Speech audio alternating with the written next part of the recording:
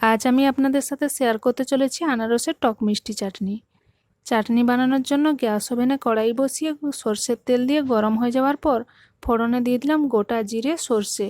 ফোড়নটা ফুটতে শুরু করলে এই ছোটো ছোটো করে কেটে রাখা আনারসগুলো দিয়ে দিলাম। স্বাদ মতো লবণ আর সামান্য একটু হলুদ গুঁড়ো।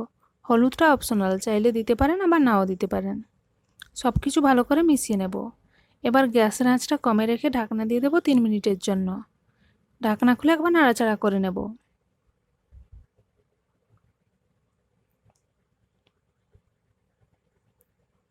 এখন এতে দিয়ে দিলাম 2 চামচ চিনি।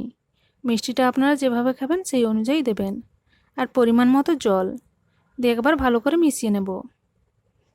এবার গ্যাসের আঁচটা বাড়িয়ে ফুটে ওঠার জন্য অপেক্ষা করব। গ্যাসের আঁচটা কমে রেখে 5 মিনিট হতে দেব।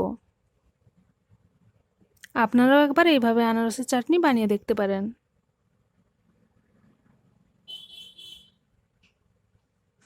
রান্নাটা প্রায় আমাদের হয়ে এসছে। এবার আমরা গ্যাসের আঁচটা বন্ধ করে দেব। এখন এতে ভাজা জিরের গুঁড়ো দিয়ে মিশিয়ে নিলেই পরিবেশন করার জন্য তৈরি হয়ে যাবে। রেসিপিটি কেমন লাগলো কমেন্ট করে জানাতে ভুলবেন না। ভিডিওটি সম্পূর্ণ দেখার জন্য আপনাকে ধন্যবাদ।